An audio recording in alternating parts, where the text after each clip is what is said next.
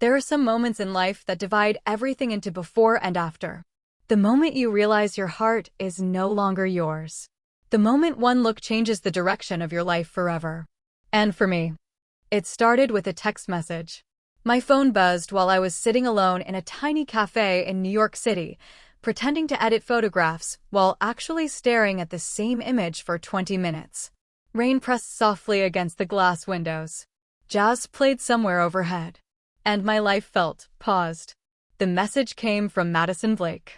Emergency. Summer trip. Malibu. My family's beach house. You're coming. No excuses. I smiled despite myself. That was Madison. Chaos in human form. We had met 3 years earlier at university when she spilled coffee across my photography portfolio and somehow convinced me it was destiny. Since then, she'd become the closest thing I had to family. Which was ironic, because I barely believed in family. I typed back, I have deadlines. Her reply came instantly. You have trauma. I have a beach house. Same thing. I laughed quietly. People in the cafe looked over. I didn't care. For the first time in weeks, I felt something close to okay. I had no idea that accepting that invitation would destroy every wall I'd spent years building. 2 days later, I landed in Los Angeles. The air felt warmer. Salter. Alive. Madison was waiting outside the airport in oversized sunglasses, ripped denim shorts, and a crop top that probably cost more than my rent. She ran toward me dramatically. Lena. Before I could react, she nearly tackled me. Missed you too, I muttered. She grabbed my suitcase. No, seriously. You look like you haven't slept in months. I raised an eyebrow. Because I haven't. Madison studied me.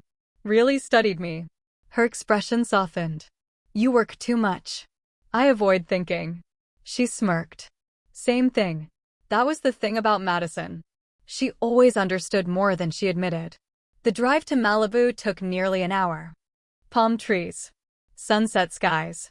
Ocean views. Luxury cars. Perfect people. I stared out the window while Madison talked nonstop about people I didn't know and parties I'd never attend. Eventually, she glanced over. You nervous? About what? She smiled. Meeting my mom. I frowned. Why would I be nervous? Madison shrugged. Because everyone gets weird around her. I laughed. Why? She paused. Then said, because my mother doesn't walk into rooms. I looked at her. She smiled. She owns them. Something about the way she said it made my stomach tighten. The house appeared just as the sun began disappearing over the Pacific.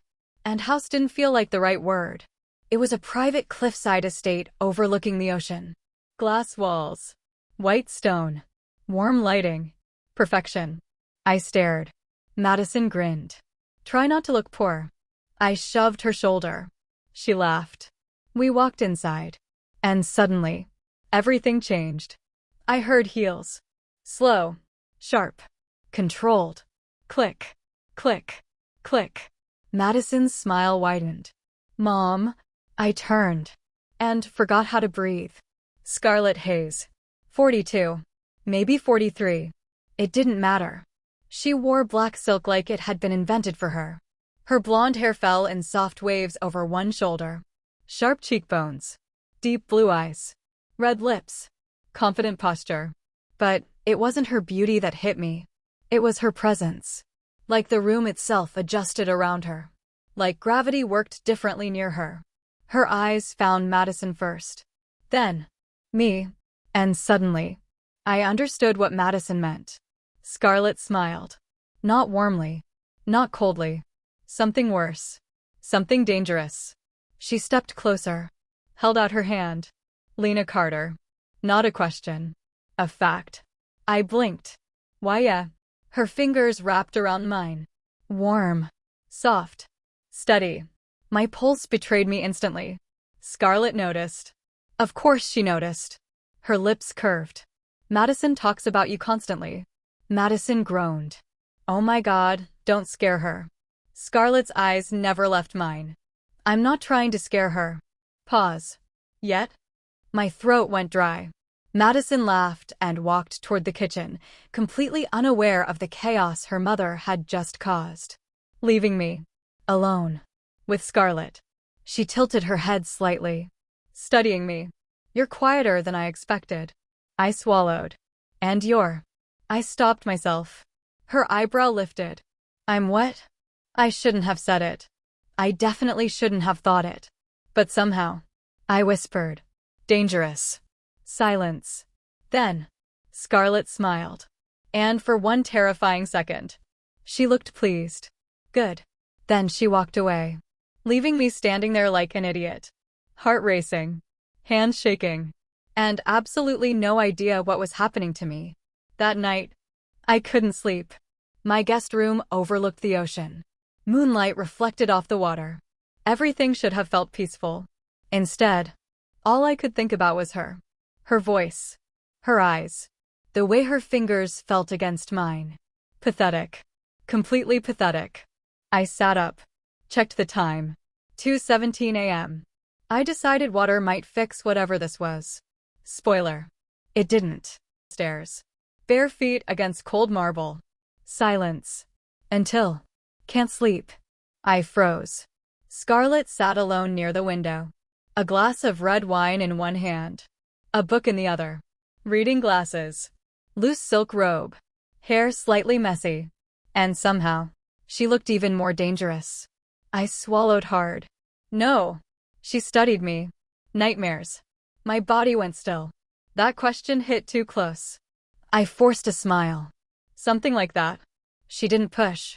Instead, she poured another glass and slid it across the counter toward me. I don't usually drink with strangers. I sat carefully. Then why no? Scarlett looked out at the ocean, then back at me, and her voice dropped lower. Because you don't feel like one. My heartbeat became violent. I picked up the glass, hands trembling slightly. She noticed. Again. She always noticed. You're nervous. I tried to laugh. No. Scarlett leaned forward slightly.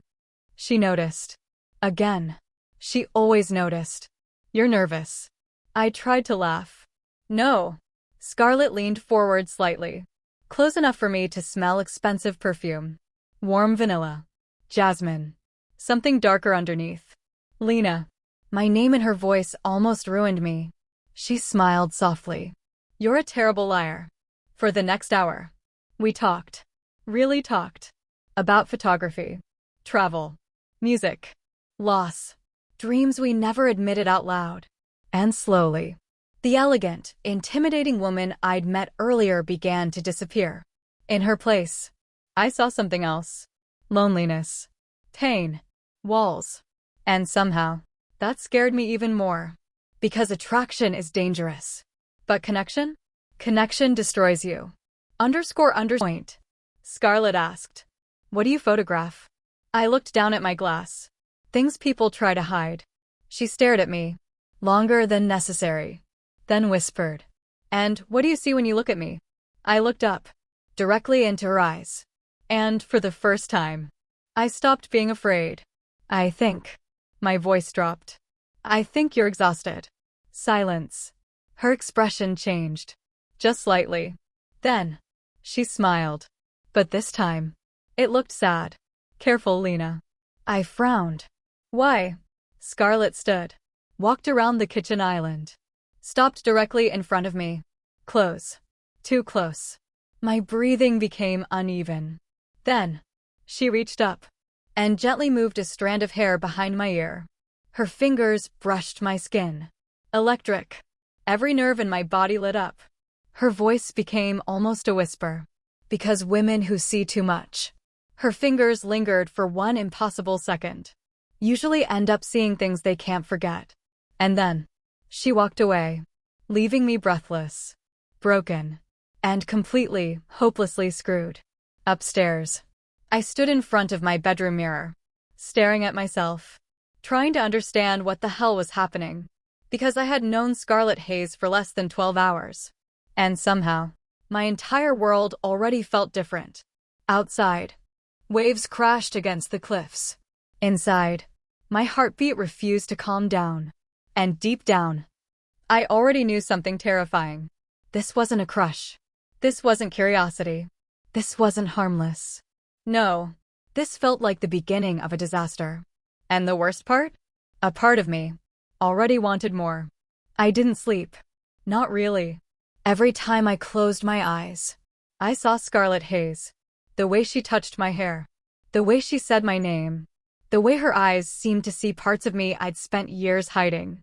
By morning, I looked like a disaster, which Madison noticed immediately. She was sitting cross-legged at the kitchen island in an oversized sweatshirt, eating strawberries straight from the container. Madison Blake looked up the second I walked in, then narrowed her eyes. "Why do you look like you got emotionally mugged?" I stopped mid-step. "What?" Madison grinned.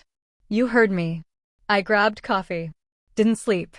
Madison watched me, then casually said, "You meet my mom downstairs last night?" I almost dropped the mug. Madison's grin widened. "Oh my God." "Shut up." She laughed. "Relax." She couldn't sleep either. I froze. "She told you that?" Madison shrugged. "She asked if you were okay." My chest tightened. Why would Scarlett ask about me? Why would she care? And why did that thought affect me this much? Before I could process it, heels clicked against marble. And suddenly, the air changed. Scarlett entered the kitchen. Hair tied back. White linen blouse. Gold jewelry. Sunglasses resting on her head. And somehow, she looked even better in daylight. Her eyes found mine immediately. Just for a second. But it was enough. Enough to make my pulse spike. Madison noticed nothing. Scarlett poured herself coffee. Then said, without looking at me, "Good morning, Lena." My name and her voice did dangerous things to me. "Morning." Scarlett took a sip. Then finally looked up. And smiled. That same small, knowing smile. Like she remembered exactly how I looked at her last night. And worse. Like she enjoyed it. By afternoon, Madison had dragged me to the pool. The sun over Malibu was almost unreal. Blue sky. Ocean wind. Infinity pool overlooking the cliffs. It looked like paradise. And somehow, I still felt restless. Madison noticed. "Okay, seriously." She pulled off her sunglasses. "What's wrong with you?" "Nothing." "Liar." I sighed. "Just tired." Madison stared. Then smirked. Or distracted. I looked away. Same thing. She was about to say something. When Scarlett walked outside. And every thought in my head disappeared. Black swimsuit. Loose white cover-up. Bare feet. What hair? No makeup. No effort. Still devastating. Madison stood. "Mom." Scarlett smiled. But when her eyes landed on me, her smile changed. Subtle. Smaller. More dangerous. I quickly looked away. Coward. Absolute coward. An hour later, Madison got a phone call and disappeared inside. Which left me alone. Again. With Scarlett.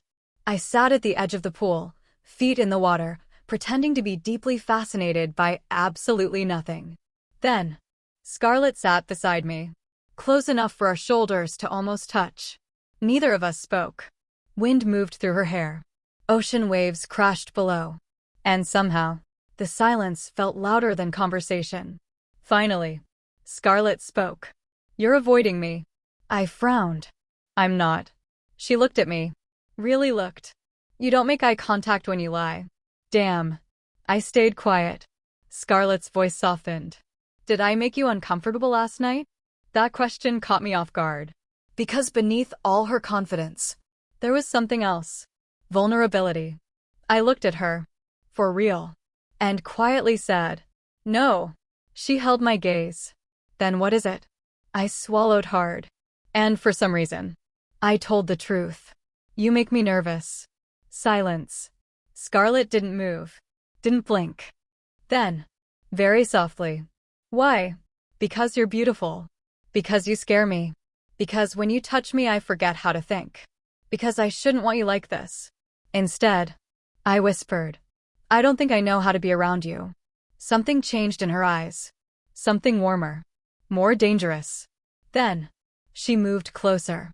My breathing stopped. Scarlett's voice dropped almost to a whisper. Then maybe. Her fingers brushed my wrist. Just once. Electric. Stop trying so hard. Before I could recover, voices came from behind us. 3 women walked through the patio gate. Friends of Madison's. Beautiful. Loud. Confident. And one of them, a brunette named Chloe Winters, walked straight toward me. Well, hello. She smiled. You must be Lena. I nodded. She sat beside me. Too close. You're cute. I froze. Scarlett's body went still beside me. I noticed. And suddenly, so did she. Chloe smiled wider. I like photographers. I forced a polite smile. That's specific. She laughed. I'm specific about what I want. And then, for the first time, I saw something dangerous in Scarlett's expression. Her jaw tightened. Eyes colder. Posture sharper. Possessive. Jealous. And God help me, that realization nearly destroyed me. Scarlett stood. Coldly. Chloe. The brunette looked up. Scarlett smiled politely. But it wasn't a real smile. Madison asked for help inside. Chloe frowned. She did. Scarlett's smile didn't move. Yes. Chloe immediately stood. Because apparently nobody argued with Scarlett Hayes. Not if they valued their dignity. The second Chloe disappeared, I looked at Scarlett. She didn't look at me. Instead, she said quietly, "You should be careful." I blinked. With Chloe. Scarlett finally turned toward me. Her eyes dark. No. Pause. With women who only want to play. The meaning behind those words hit me instantly. And before I could respond, she walked away, leaving me breathless. Again. That night, Madison decided to host a party. Of course she did. By 9, the house was full. Music. Laughter. Drinks. Beautiful strangers. Everything I hated. I stayed near the balcony overlooking the ocean, holding a drink I barely touched. Trying not to think about Scarlett. Trying and failing. Because every time I looked around, I found her, talking to guests, laughing politely, looking perfect. And every few minutes, looking at me, then looking away, like we were both pretending, and both losing. Later, someone turned on slower music, the kind that made people move closer. Madison disappeared with friends. And before I realized what was happening, Scarlett was standing in front of me. Black dress.